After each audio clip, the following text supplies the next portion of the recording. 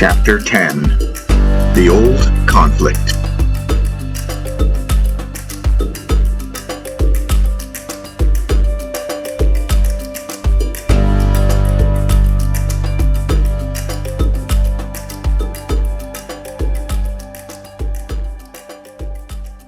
I sat at my father's table one morning with Minot and Seleth. We were having a rare breakfast in my father's company. Genia had enjoyed peace for nearly 6 years now. Minot and Botaj were now married, and so now the matter of my marriage to Princess Siona, Tanis's youngest daughter, was to be addressed. As far as I knew at the time, Lord Tanis was in correspondence with my father over the entire affair.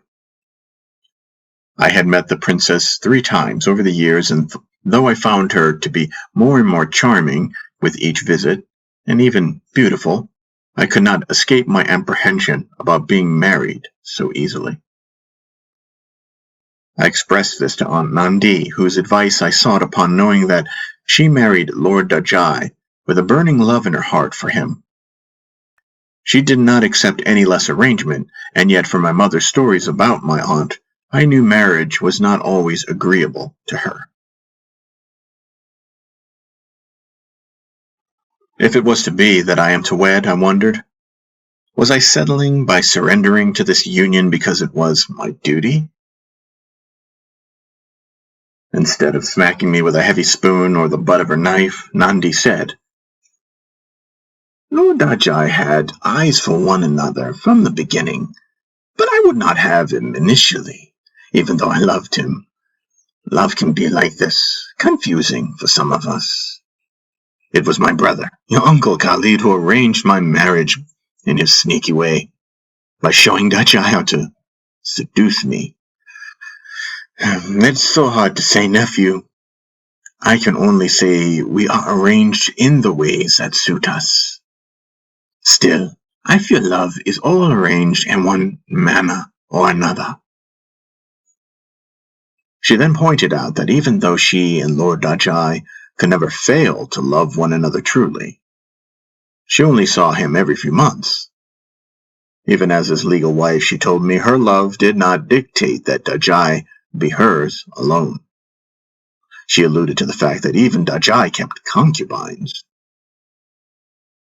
She in turn never gave up her life as a warrior, a captain in my father's army, despite Lord Dajai's chauvinistic objections. Paen says either way, I began. Peace is up to you. Nandi finished. Yes, that is it. She kissed my cheek and left me in the main entryway of the lower chambers of the dish. And so, I resolved to never let any marriage, whether it was to be this political union or not, to interfere with what I knew and loved in Paen. I did my best not to worry, as the master told me. And on that day, as I sat at the breakfast table of my father, I heard the most encouraging thing.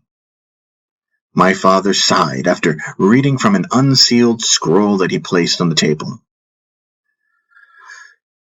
Jeshibian? My father asked. Yes, Khoorhani Ta. Have you and Princess Siona met as of late? No, I replied. So you've not had words then? He pressed, becoming edgy. No, father, no. Last time I saw her, we enjoyed hunting with Lord Dajai's sons. I did send her a message wishing her well about a week ago, I said. He sighed again and stroked his beard. Who else was at the hunt, Jeshibian? Minot asked, looking at my father. Were any of Shakuba's sons there? Yes, one of them, I reported, and Minot nodded his head, a smirking grin on his face. I told you, father, Shakuba is competing with you. Something is up, Minot said. My father sighed again and then said, He sends an update on the things going on in the north, detailed, thorough, and yet no reply whatsoever to my questions put to him about the marriage of your brothers, Khoorhani said.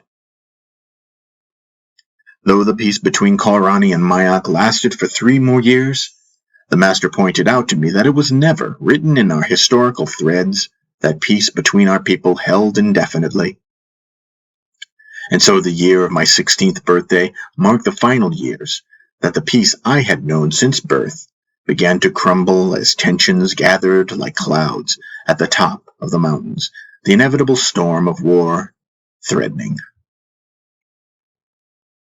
The messages from Tanis spoke of the very catalyst and his own avoidance to seal the breach between Arkaya and Kamina through marriage set an ominous tone. The news from Lord Tanis told of trouble with the Mayak, a rabble-rouser named Kandaj, or the Wolf Rider. An outlaw leader of a large gang was causing trouble in the mixed tribal territory that my father and Unat Mayakta agreed to set up in the Nook years prior. According to Tanis, Kandaj sacked the town and had every intention of holding it. Those who opposed him at the Nook were killed, their homes burned, their cattle and women stolen away. Lord Tanis implored my father to permit them to invade. My father would not. Tell them again, Khoorhani growled to his messenger, to whom he handed his response and rolled papyrus. My father's message read, the wax impressed by his royal sign. Not one Mera is to enter that territory until word comes back from the high mountain. But word did not come back from the high mountain, and Lords Tanis and Shokuba did not obey. As stories of Kandaj's exploits spread like wildfire throughout the Khoorhani nation, the gossip was that the Ta did nothing. As a rogue army burned villages, killed Khoorhani, and tested the borders of both Kamina and Tanaga. Lord Tanis answered the dare, readied his army, and implored Shokuba to do the same. Their communications were intercepted, and so before their flags were raised and their divisions organized, my father sent for them, demanded they come to him at once and answer for themselves. On the back of Nanui, I watched as the keepers pulled against the massive levers to unlatch and open the 150-foot main gates of Arkaya for the northern lords, each accompanied by 14 warriors. They flew the proud standards of Tanis, a front-facing square flag adorned with the mark of the golden tiger claw against a red background. Filing in behind Tanis, Shokuba marched, flying his standard, the silver set of adorned and conjoined Mera horns against a square of turquoise. Each party of warriors, with serious faces, wore their lord's respective colors, their leather armor covered by an enormous formal tunic of red and gold or blue and silver. With my brothers, I filed in behind the lords as they nodded their helmet-covered heads in slight recognition as they passed on the backs of their Meras, their stride and countenance striking and regal. They each carried heavy scimitars against their backs. In my father's court, the lords entered in silence, their entourage seated behind them, and remained there for an hour in uncomfortable silence, waiting for my father to make his appearance. Minot then broke the silence. Lord Shokuba, he said, first bowing, how was your son, Emanik? This seemed like small talk, but it was a subtle conveyance of the Ta's displeasure that Shokuba presented his son to Tanis, interfering with my marriage plans.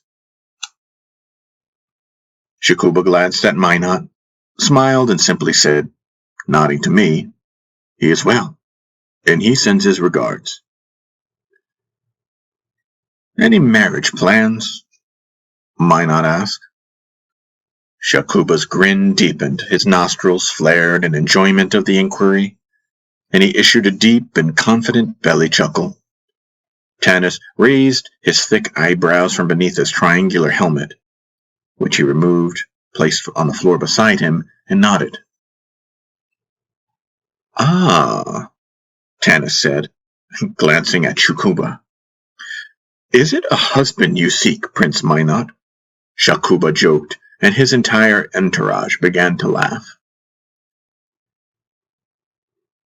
"It is your head on a spike I seek, should I ever hear that you have gone against my instruction again," my father said as he entered. Botage, adorned in feathers, crossed the room with him and presented my father in a formal fashion I had never seen before. He placed a stool beneath my father's feet, bowed to him, and took a yellow cushion by his side. My father wore the traditional face paint over his powerfully lined eyes. He wore his crown, his eagle feathers, and his leather vest of armor. He was a fearsome sight. Instead of the lords losing their own heads, a man was randomly chosen from each of their entourage, a most shocking and cruel display made by my father. I tried to leave, but was held to my seat by Tomok. I only stared at the floor. After the gruesome example was made of the two innocent men, my father, without batting an eyelash, moved on to talks as servants cleaned the mess made of the court. Even Minot was visibly shaken by this, and the northern lords were now devoid of their smugness. Just then the lords of the southern and eastern territories were ushered in by 10 of my father's Bakawela guards. The lords entered just as the bodies were taken away. It was deathly quiet now. Lords Bambanzu, Chobaza, and Dajai sat next to the Ta, facing Tanis and Shokuba, a seated configuration confronting the northern lords. These lords, now humiliated, diverted their eyes and gazed at the floor. My father then sighed, sucked his teeth, and then said, "I say again, my noble friends, we will wait for Unat Mayakta of the mountain tribes to give word on how best to proceed in handling this matter of the rebel. Unat will shoulder half of the weight in this matter as we agreed. What say you, my proud friends?" Khoorhani Ta said plainly. Lord Shakuba, shaking, thinking only of his son, swallowed hard, threw himself onto the floor, and begged for forgiveness. This annoyed Tanis. We could see it. He was not yet humbled. My father made no gesture to Shakuba at all, and only waited for Tanis to respond. His eyes remained fixed on him. "Nkosi," Tanis managed. "The rebels kill Khoorhani and test our borders." His voice betrayed his anger. "No, he tests your sense of pride. He fills you with ambitions. If he enters your land, do what you must. But until then, feed your army of dogs the blood and beef of the land I've given you. Not of this rebel gang who I've commanded you not to engage. Have I made myself clear on this?" my father yelled. Tanis sat stoically, a slight and dangerous smile on his lips. The challenge was unmistakable. He merely lowered his eyes, which inspired Botage immediately to his feet, his hand to the hilt of his blade as he quickly strode to Tanis. "No!" my father exclaimed, as he rose and picked up his own blade, unsheathing it and throwing the scabbard to the ground. The scabbard slid across the room and landed beside me. My heart beat rapidly. I was absolutely terrified. Tanis then saved himself before my father could strike him down. The bold lord placed one hand to the floor, which was followed by another reluctant one, his torso held evenly above the ground as he lowered himself in obedience, in a controlled manner. "Nkosi, I obey Nkosi," he declared, but his eyes were like two black pearls of anger looking off to the side. My father glared at me, his hand pointing at his scabbard, his fingers clapping against his thick palm in the gesture to command me to bring it to him now. I rose and ran over to him. He snatched it away, sheathed his blade, and turned his larger-than-life feathered shoulders away to return to his jade and ivory chair, on which he leaned to one side. "Lord Chobaza," my father called. Chobaza came forward and threw himself down to the floor. "Your Grace," he said. "Your daughters are of marrying age, correct?" my father said. Chobaza smiled. "Oh, yes, Lord." My father looked at me and then to Darlian. "I have a proposition for you. I feel our families are destined to develop stronger ties. We shall talk about this evening." He then rose and directed himself to Lords Tanis and Shokuba. "Good. Now you two understand me. Get the hell out of my gates," he barked.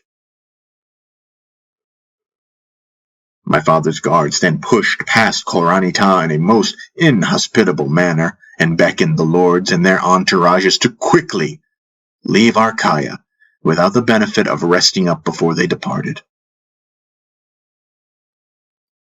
I was in shock. The master, seeing it on my face, asked regarding my father. "Taking up the cause again, is he? I knew it would not be long. I'm sure the lords have not missed that sight of him. You stay clear of this, Jeshibian. You hear me? It is high time you choose for yourself who you serve." I rationalized my father's actions, explaining to the master that the lords were indeed conspiring. Then I told him how Botaj thought Kandaj was only Unat's pawn to divide the Khoorhani nation and start a civil war. "You are intrigued with the wrong thing, Jeshibian. Let it go," the master implored me. But I would not let it go. Instead, I seemed to more and more feverishly give it chase, as if in fascination. In private council with Khoorhani Tomak, my father's general, and my brothers all agreed that there might be trouble with Lord Tanis. It seemed obvious that he wished to be the sole ruler of Kamina, and independent of Arkaya. Should it be so, we were ready to lead a large party into the north to facilitate the transition of a new lord. During that time, I was alive with an unconscious patriotic flutter in my breast that had the effect of another colorful butterfly flitting past me and leading me to my sense of belonging and of purpose. I could not see it, even though all the while Mandi's trappings were right before my very nose. I didn't obey my master and stay with him. Instead, I chased on elsewhere. Why was this? Well, I simply did not understand Jandi. What was prior to her, to Jandi, who was the very doorway to Mandi, the other where all the madness led? What was prior to that was the master. That was what I should notice and cherish, what should outshine her, but having given my attention away, my personal whim, to the unfolding drama of the Khoorhani nation, Jandi's veil was only reinforced. Everything was separate. Mandi was intriguing, the stuff of adventure. I did not recognize Paen, and so Jandi could not be exposed. I did not notice. I didn't seem to care, and yet Master Paen seemed to know all along and attracted me toward him. The master said that to be happy, all I had to do was be with him, love him, serve him, but instead, I only entertained myself. I was preoccupied in the story dictated by traditional callings, presented by the cultural norm of taking up the causes of ego. As Archaea became threatened, like my father, I ran to her. But all was given, all would be learned. Paen told me not to worry. A party traveled from our kingdom 2 days to the north. The 4 men, a messenger and his protectors, traveled foothills and in the thick forests of the highlands into the snow regions. They were met by 3 Mayak warriors, who recognized the secret markings that identified them as the Ta's own. The warriors took the sealed scroll the messenger carried and delivered it to the calloused 3-fingered hand of Unat Mayak Ta, who sat by firelight in the warmth of his large buckskin tent. He was just finishing up a meal of elk stew. He broke the seal on the document. It read, Noble Ta, in regards to the renegade south of your mountain, reports are now commonly made of his mischief. As you have agreed, the cost of what is Khoorhani must be paid for fairly and not taken by force. Likewise, what is Mayak is not ours, and thusly I have pulled back my men and dealt with them. This new territory is common to us both, and so we await for your response. As I honor your wisdom, how shall we proceed? This outlaw, Khandash, is your man, and so I leave you to him, but I implore you to take action against him.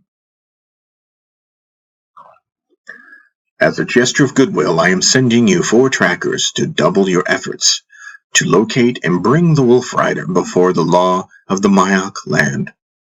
They will arrive in 2 days' time to match the number of your own party. If this does not meet with your approval, then we must hear word back and set a new plan and action. The peace must be held. Signed, K. In the main room of the royal dish, my brothers argued. You're blind, Minot, Botaj growled. No, I only do not see it the way you do, Minot responded. You cannot see that Khandash is Tanis's man? Botaj argued. Why would he be, brother? Minot argued.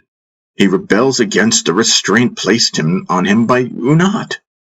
He wants the northern territory just as Tanis wants it. That doesn't make him Tanis's man, Minot said. It does for now. Tanis will use him to divide us and then make him an ally against our father with the promise of sovereignty in the Nook. It is that simple. All the reason to ally with Unat, Botaj, to quash this rebellion entirely. We can stamp out the minor conflicts later, Minot said. No, you don't see it. Unat will not police this man. Do you see how he strategically drags his feet now and makes no real gesture to control him? He is waiting us out. He wants a civil war among Khoorhani. Khandash is the stupid pawn on both sides, brother. I don't see it. How will Tanis fortify himself against us? Minot asked. You have no devious thoughts, do you, brother? Khandash appeals to many young Mayak who desire to break away from Unat. Tanis will surely make an alliance with them. If this is successful, what makes you think Shakuba will not back Tanis? Do you really think that he won't simply because he touches his forehead to our father's floor? Minot thought. Would not be an easy victory, but I do see your point. Minot relented. The more power Tanis assumes he has, the more likely he will strike. That is what this has come to, Botaj explained as he stepped closer to Minot and leaned against a wooden post in the center of the room. "It would be stupid to make a move like this," Minot said, shaking his head, but I noted he was sounding more and more convinced by Botaj. "Tanis is a great general, Minot. He's been hardened by being on the edge of the kingdom for decades. He will do this. Father is already on to him, but is blinded by his hopes for peace," Botaj said. Then he held up a hand to stop Minot's knee-jerk response and quickly added, Now put yourself in Unat's position, knowing now what Tanis plans." Minot blinked, stepped closer to Botaj, and folded his arms. He sighed and said, "Well, a more independent Tanis appears to Khoorhani Ta." Minot followed the dark and complicated thread.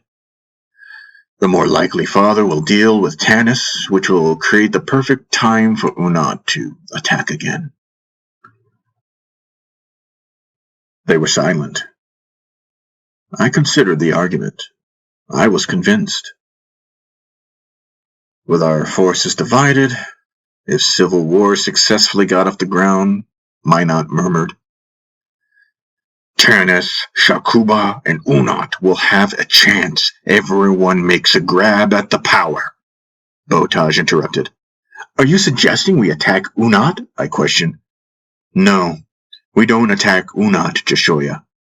We make it impossible for any of these opportunities to build momentum. Botaj is suggesting we clip the bud before it flowers," Minot said. "Exactly.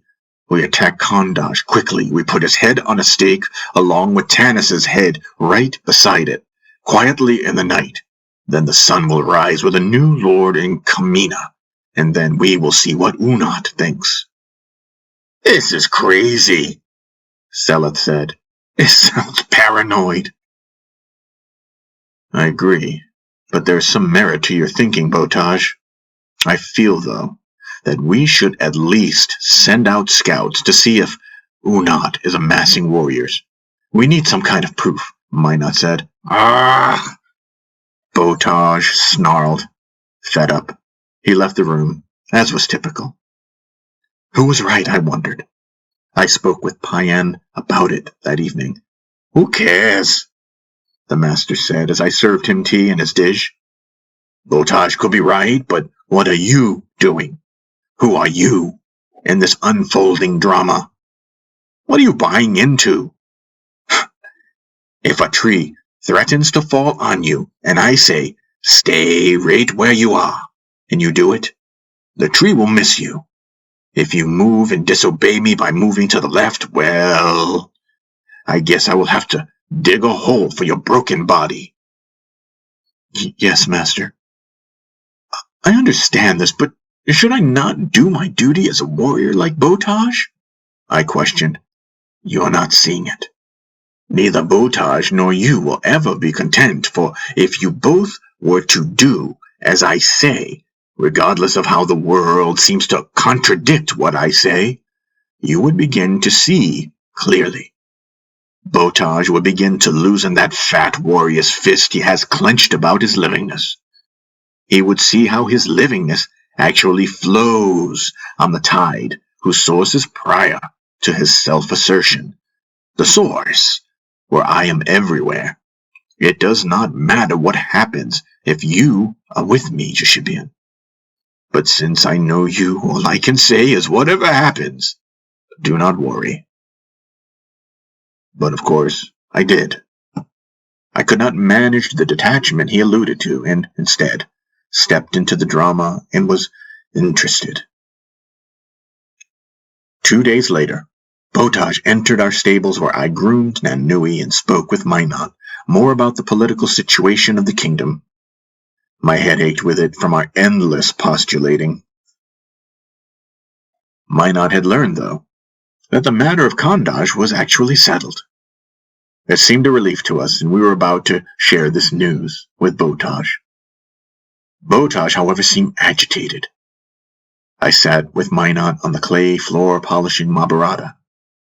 Botosh smelled of sweat, of a long, hard journey, typical of him.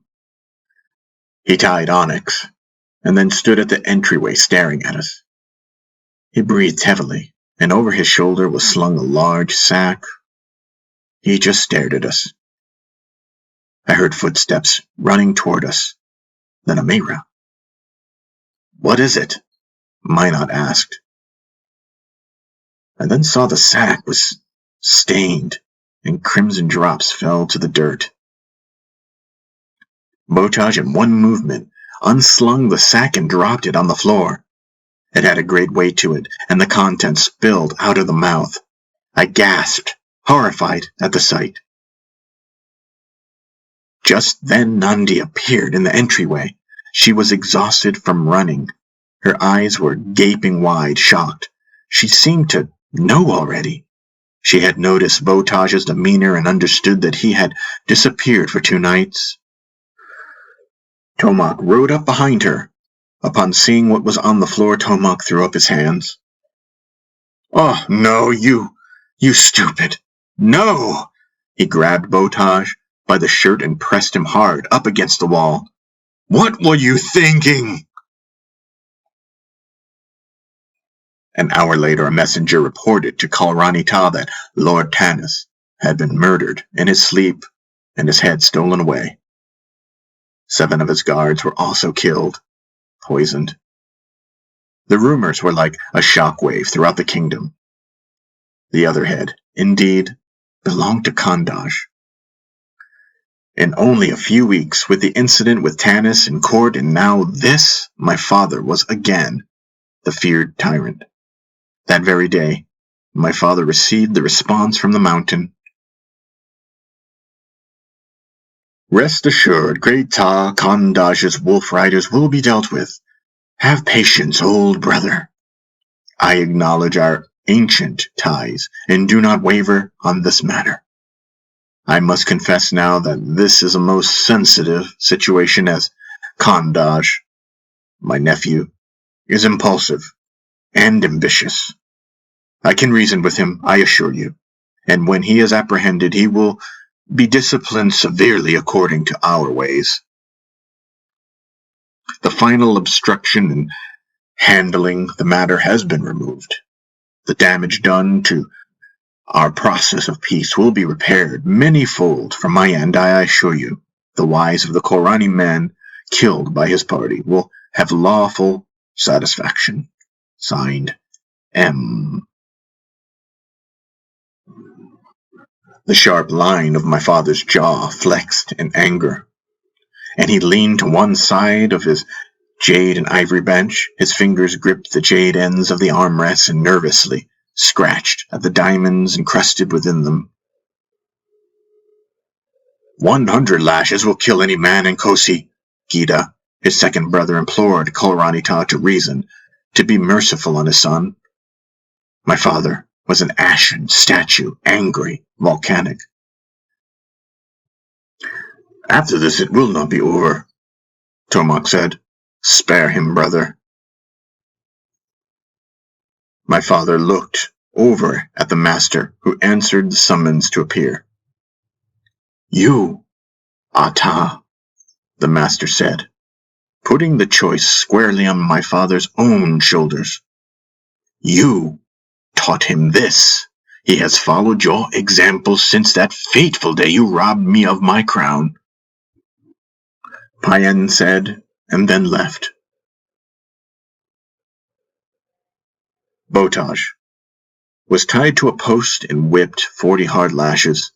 His screaming was heard throughout the estate. He was stripped of rank and held in his wife's dij, which was surrounded continuously. "Keep him out of my sight," my father growled. "We must respond to Unat," Tomak advised. "Your hands are tied." Tomak was right. Unat Mayakta was not pleased. The message he sent read: "Ta of the wretched ones, you have spoken of justice, of what is fair, and yet you have taken one who was like a son for me, and sent word that the one responsible has been spanked. stripped of rank, and will be kept away from me. Do you think I would be satisfied? Instead of the head of your own son, you send these words, and the head of my nephew to bury? You spit in my face. What shall I tell my brother, that I do not love him enough to avenge such wrongdoing? I would rethink your definition of a worthy sacrifice. Signed, M. My father wrote, Great Ta of the Highlands, understand me. Though he is a stupid boy, I could not participate in the destruction of my son. Such insanity is not a Khoorhani trait. Is this common among Mayak? I beg you, can we steer this away from a settlement of blood? I wonder if you would not think twice if the rules were reversed. I understand your plight. The family of Khandaj. Is there no consoling them? I do not bargain to save face, but to avoid re-entering the old feud. Signed, K. Then the response. Coward Ta, did you not think the story of your treacherous acts would reach my ears? A little bird tells me of the death of a chief in your midst, and the quashing of a plot to shift the balance of power beneath you. These are the insane Khoorhani traits I am familiar with. What is this I hear of assassins and of your constant fear of civil war? Tell me, Ta, is there a poisoned needle with the name Unat scrawled on it in your pouch? There is only one item to console this family. The head of your son on a spike. Cows and coins do not matter to us. We are not interested in a cut of the land, for like wolves we roam free on the great one land despite your hoarding it. In my time, I have never failed to deliver justice, even if it cost me the fingers on my own hand, the toes on my foot, or the life of my children. It surprises me that the Khoorhani have flourished during your time, since you shrink away from what is true. I will give you 2 weeks' time to decide. Signed, M. My father sat, bent over. That final message was on the floor, tossed away and rolled up before his feet. He stroked his beard. Tomak sat on a cushion before him, as did my brothers.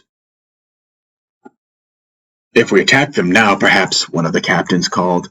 No, my father said, putting his hand up to silence the speaker before he could finish. We can't just give them, Seleth began. They were prepared to deal with their man. We must deal with ours, my father said. By our ways, Unat was implying that Khandaj, a thief, would have more than likely lost a hand. Unat Mayak was not one to shrink from such things. It was quiet as my father wrestled with the decision. Botaj murdered a lord outside of the advisement of the Ta. For any man, death was the penalty for lesser offenses, but killing Unat's nephew demanded Botaj be handed over to them. What insanity! Kuba cried. We don't do this to our own, he pleaded, forgetting how wretchedly Botaj treated him all his life. This was your brother's deed, Khoorhani Ta yelled. His madness, if absorbed, will poison the soil. Nothing will grow, only die. Do you do the right thing only when it's convenient? He yelled at Kuba. All of my brothers protested. Be quiet! My father bellowed. Tomak, you are to ride to Kamina. Khoorhani Ta said. Yes, brother. There you will make sure that Tanis' own brother continues to fly the flag of the claw. Kamina will belong to his family as it always was. I will not change that.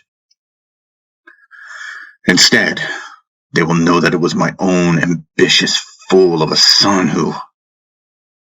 Then he gasped and painfully exhaled as he looked about him. But, Father, it doesn't matter what you do in Kamina. Do not change their suspicions, for Kamina knows you were angered by Tanis. You beheaded his own man in court right before his eyes. This is just as much your fault, Minot yelled.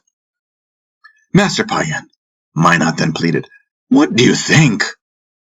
But as if Khoorhani did not hear Minot, he went on. And he, Botaj, will pay his debt to him in Unat. Paen sighed. So you observe thus are the sins of the father, the sons. Minot, I have given the best advice to everyone already. Wake up from this dreadful nightmare.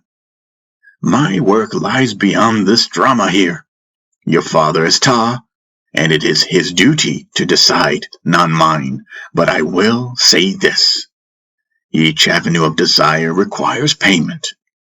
To make emotional decisions never accomplishes anything. The question is, are you willing to make the sacrifice for what you want? Damn you! I want my son to live! Khoorhani yelled, pounding the armrest. I do not doubt it, Paen said. It is your desire for peace that I doubt. He then left the room. 10 days later, Botaj was bound and placed backward on the back of a Mera. 2 Bakawela guards were also on animals, one at each side, as they prepared for their journey for the highlands. My father looked on from his balcony as they prepared. Botaj then glanced behind him and saw Khoorhani. Botaj's eyes betrayed his confusion. He did not understand. Then they pulled a black sack over his head. My father's mouth trembled as he whispered, Forgive me. He closed his eyes. The riders were then off, their black Meras heading into the midday horizon. In the master's dish, I was troubled and asked him, Master, how could any of this be right? If you steal gold from the Ta, should you not be whipped?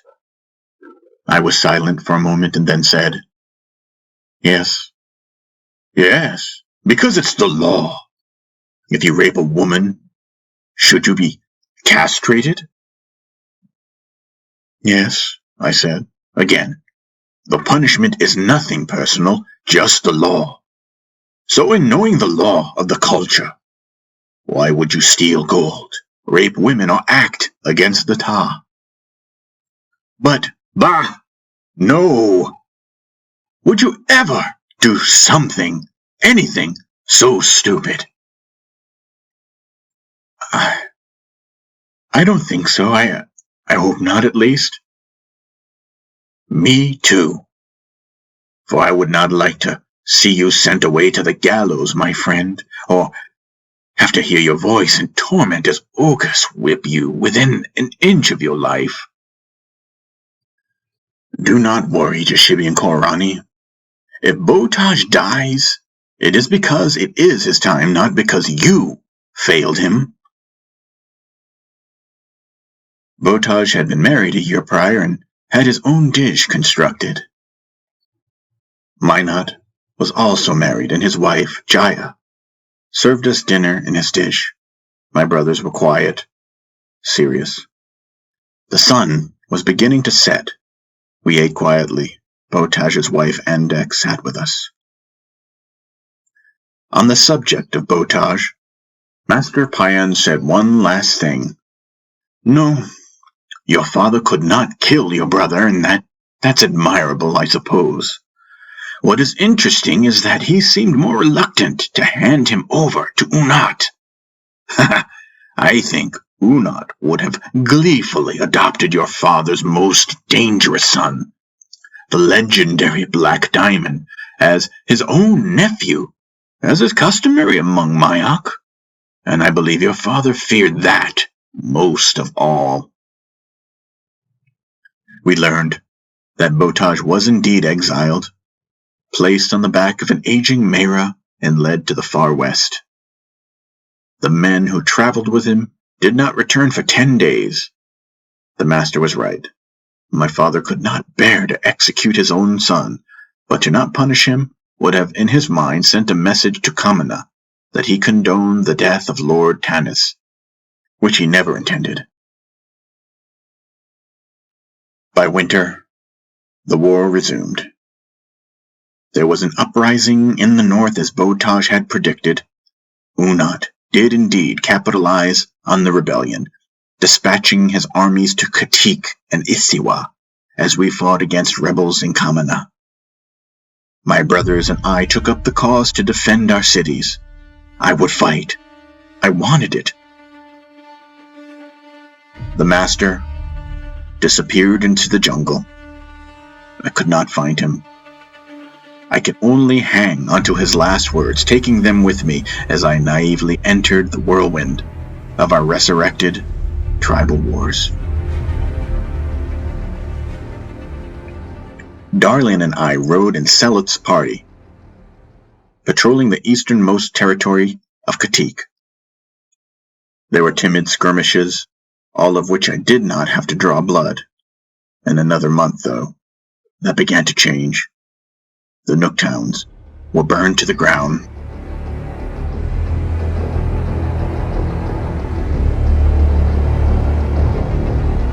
The new lord of Kamina, Gananda, Tanis' brother, vengefully pressed at us from the north while Unat attacked from the east. Thousands of riders from the deep south, Kushaiti, joined us in Arkaya. Jakuba held the line, awaiting the reemergence of the wolf riders who had fled. Soon, the Mayak came down the hill. They intended to take Isiwa, where Minot and Tomak fought, and Katik, where the rest of the brothers were. The day we met the Mayak was the day I regretted ever disregarding Master Paen's advice. All the war drumming, the chanting of our tribal name, the feathers, leather, iron and steel halter made none of what I was to see worth it.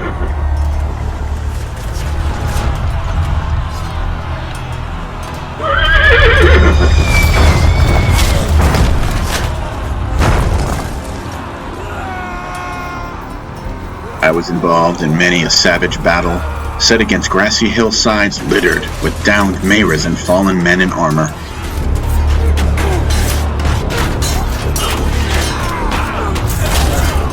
I worried that one of my brothers would not return, as I watched death in the form of flame-tipped arrows fall from the sky. The Mayak stormed our lands, their wails, yips, and yipes like hyenas descending on us. I had nightmares of bodies pounded into the ground, of ventrails cut out and scavenged by crows. Selith and I were separated for long periods, given commands in different towns. Minot was fighting in the north between the Great Lakes and driving Gananda's forces back to Kamina. And Kuba and Darlian led divisions to defend Arkaya.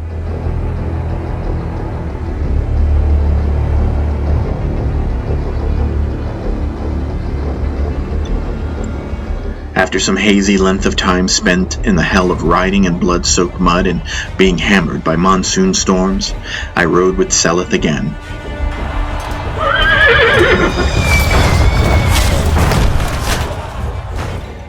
We led a small party of young warriors together. We were to meet Lord Dajai and defend Katik from the hordes descending from the eastern portion of the highlands. We were all boys, still determined to show that we were men. However, our pride and our bravery was no longer consolation. Sweat covered my hands, and my heartbeat was a dull throbbing. I wanted to go home each time I saw the Mayak riding toward us. Selith's eyes had ferocity, a thirst for vengeance I had never seen in him before. His endurance was uncanny, admirable. I gripped Mahabharata and Seleth gave the order to charge. I had never before experienced such violence, so much blood spilled into the firmament. I saw my friends hacked by blades and trampled by hooves. We were nothing like Minot's company of the most skilled and confident warriors. We were a vision of bewilderment on the battlefield.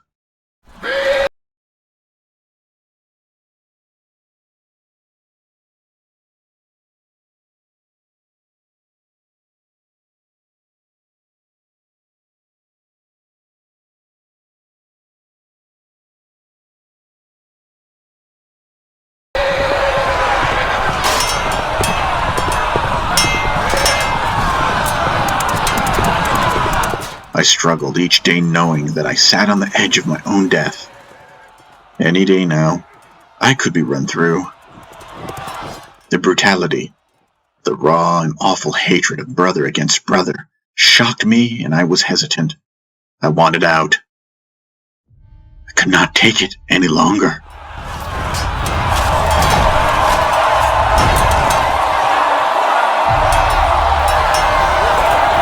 Master. Oh, Master, where are you?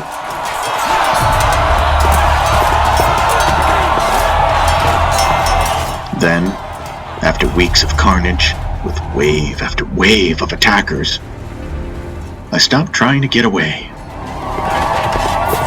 It did not matter if I died. It did not matter.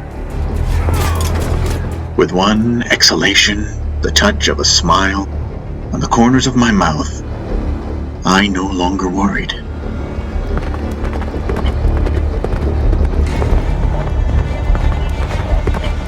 I ceased to care what would happen next. I had no energy to worry, only enough for each action.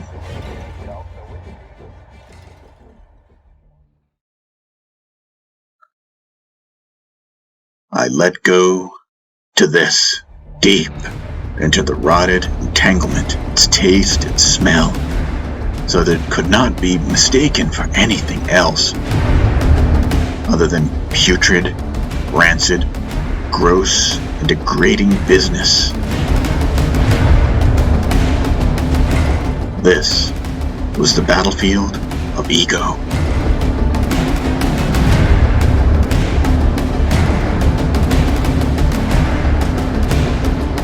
Then at that moment, a yellow, wild, war-painted face came at me screaming.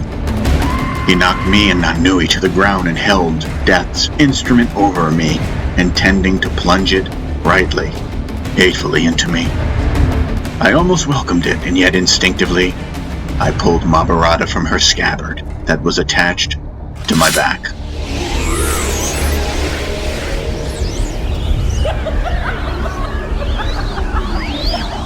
I did not think. There was only a flash of action. I was suddenly in fluid motion as if being moved.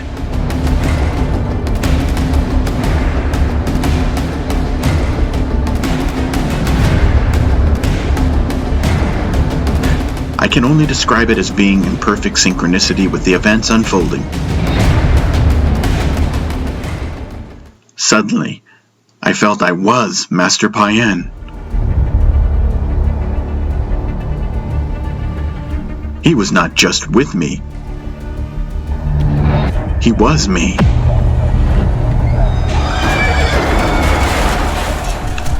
I closed my eyes and yet still fought in his formless form. It seemed in that moment that there was an infinite amount of space and of time between each action, each push, pull, grab, turn, jump, and parry. And I could see, but without my eyes doing the seeing. My attention was so concentrated that my head burned inside and my spine was like a hot needle, lightning moving through me.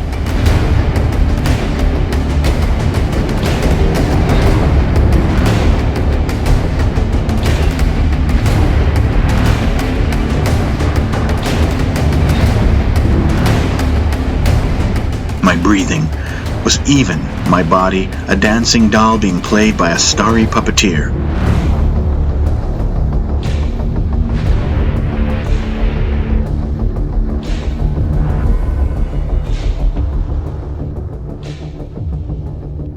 It was not my time to die.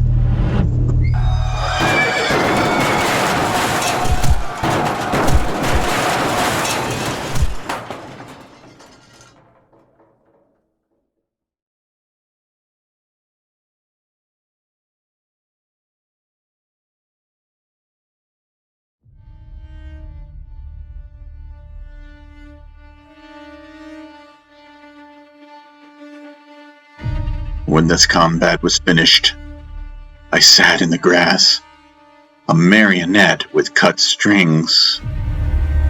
It was raining again. I was breathing hard, and steam poured out of my nostrils in the cold. I remember Seleth putting his hand on my forehead and then snatching it away in pain. There were others standing around me. They were staring at me. I could not hear much for the weight of silence. I could not see much, for all was too bright, everything washed out by white, hot light. I was drunk on it. I threw back my head, inhaled, and then fell into its white infinity, which was burning me away, my face an insane smile, tears running down my face. I could not think. I could only be the master. He was larger than this drama of war playing out, larger than the death I was afraid of. What happened? What was this? How was it that I would walk like the master? I only knew that he told me not to worry. I only managed for one small second, managed to actually do what the master asked me to do. I had taken him for granted, only listening superficially all these years I had known him. One must hear the master, listen completely, and not as I did, which was to regard the words as if they had been uttered by an ordinary man. No, you must actually hear the master, for when you do, what the master is stands bright and obvious in your person. It was God who told me not to worry. In all those years, I foolishly regarded it as a small recommendation in passing rather than the very instruction to free me entirely of Jandi's spell.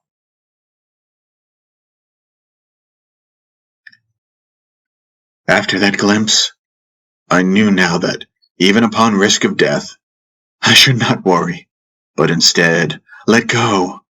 Do not check for progress. Do not check for failure. Do not worry.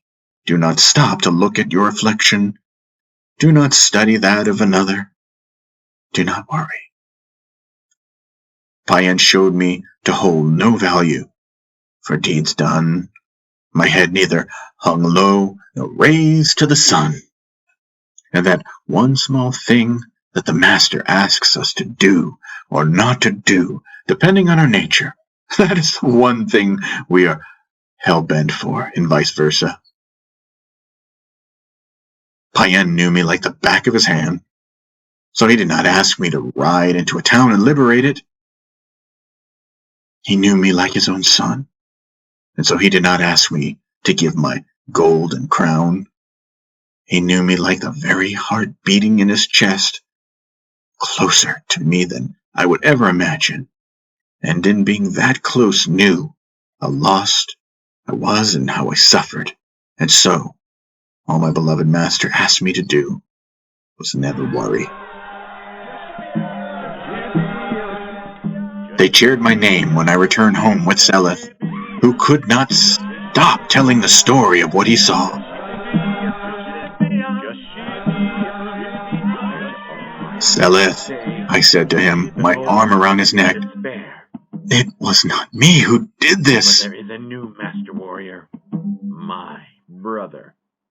I tried to explain, but to no avail.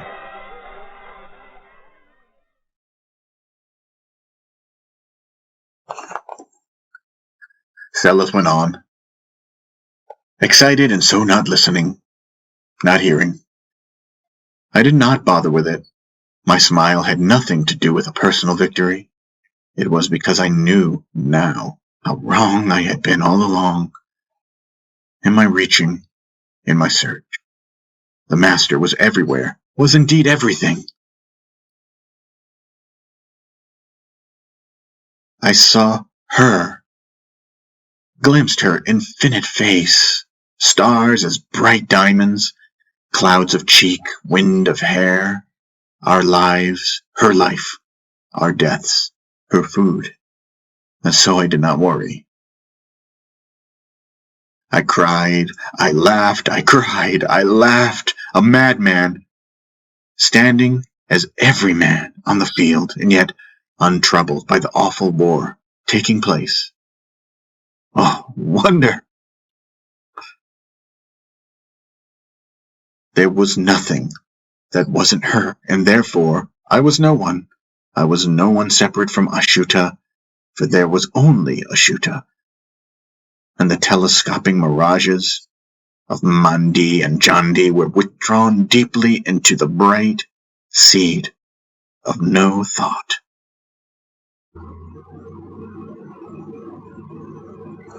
The understanding enjoyed by this glimpse lasted for 3 days, this gift of sight, where with humor I watched the world turn, life and death happening without the pinch of fear I normally endured.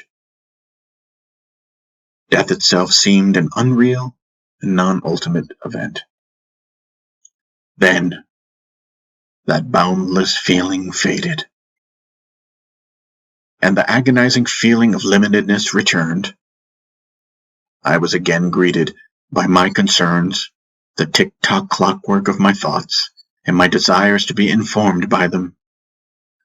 Mandi was before me again, as Jandi was assumed, the rain-dark streaks of paranoia and threatening madness. How would I manage this again, I wondered. All the others, my comrades, would no doubt expect more of the same on the battlefield. Overnight I achieved the status of a legend. I saw it in the eyes of those around me, expressions of naive boys who thought I was somehow special. Mahabharata as a grace shone brightly a few more occasions, and again I had no words to explain myself to anyone around me. It was pointless. Reasons, reasonably offered, reflections, reflecting. I only killed the master's gift whenever I tried to do anything but let go to and be led by it. This is the only reason why Master Paen gave me the sword. To see myself, to see that I was causing my pain and asserting self. Jandi. I sat on a pile of broken bodies and wept in recalling more fully the fairy tale that Paen told me as a child. That tale took on depth and beauty and sweetness, and was finally recognized as a sacred gift, a sweet golden key given to me by Paen. I was crushed in seeing how I did not value it enough. I had made a mistake. This war was not truly what I wanted. Seleth and I received word that we were to return to the front lines at Asiwa. Outside of our hut, I vomited. What kind of prank was this? How could I return to this bloody war? I saw only death and felt my desire to escape it desperately. Upon returning to Asiwa to the battlefields, after looking upon the broken bodies all around, without the means of Paen's infinite humor, my heart broke. I could not fight. I was not a soldier. Was this what the divine was showing me? Did Master Paen give me Mahabharata to prove I am not a warrior? Did he feed me this experience so that I would come to this broken place, vomiting in reaction to the wretched stench of war? Was I to be shown piece by piece severed arm, by severed leg, by severed head, that I, indeed, was nothing. Was my destiny to suffer defeat of my ego, my will, by having it crushed beneath the weight of its own limitation? Was this, then, my father's yarn, his web, that had become my own as a son whose tendency is just as much to wonder, and yet not ever notice what is real, profound, and sacred? Now seemingly committed to this war, a prince, a young centurion, a recognized warrior among warriors, taking up this empty cause of unlove, I was a walking contradiction, and I wanted nothing more than to run. What would I do? Desert my brothers? How could this be reconciled? For months I bore the weight of this dilemma. I fought in cold, rainy, bloody battles. I gritted my teeth each time I did harm to another soul, and I died a little more inside. How did they manage this, my brothers? How did they not lose themselves utterly to this awful, pointless preoccupation, and in the name of the Khoorhrhani nation? It was nonsense. I then knew without a doubt that I did not want what my brothers wanted. I only wanted their love, their acceptance, and so I did my best to be like them. I was not like them, though. I wanted the simple recognition of loving eyes, yes, but somehow I mistook the qualifications earned by competition among my peers as that recognition. The Mayak were not my enemy. They were strangers and yet my peers, my brothers, and each time I killed one of them, I felt more diminished. This did not make sense to me and only served to uncover what did make sense. My father's machine was unreasonable. Paen was right. We were not a true tribe anymore. The warrior was no longer the protector from the beasts, but the predator hunting other men. The predator who killed to control the land. Paen was right. Khoorhrhani pride was used to control others, to keep a few men in power, and to further the cultic propaganda of self-interest, personal interest. Me and mine, you and yours. This dichotomy, the goad that kept a person searching for their private kingdom and assuredness, and their separateness within the hierarchy of egos. I began to hate everything about Archaea. How this idea reduced us to slaves, to brainwashed fighting drones whose attention was drained from our being like the bloody bodies on the battlefield before me that day as I swooned in my anger. As we rested at camp, no one considered this. They only considered the benefits of being a Khoorhrhani centurion. If we make it back, many of my comrades would say, I will have my own land. And those who made such utterances, I would pile their carcasses onto the mound of the others who bought into this insidious dream. I was alone, it seemed, or rather, others were afraid to express an alternative viewpoint, their hearts breaking, but their minds aware. My father's machine was unreasonable, because it only considered the ego unmastered. This all came to me during those moments, my heart misting in the reality of what the Khoorhrhani and Mayak were up to. I was 18 then and had killed 20 men, all those faces I remembered. As if being propped up to take a hard look at my world by the divine herself, I endured it until one day, under a gray sky, with our company en route to the north to accompany Minot and retake Kamina, I looked hard to Eastern Genia. I snapped Nanui's reins and bolted. Jeshibian! I heard Seleth cry out as I put the war and dreams of being a warrior of the Ta behind me. Without a worry to keep me, I rode hard and strong. No one followed me.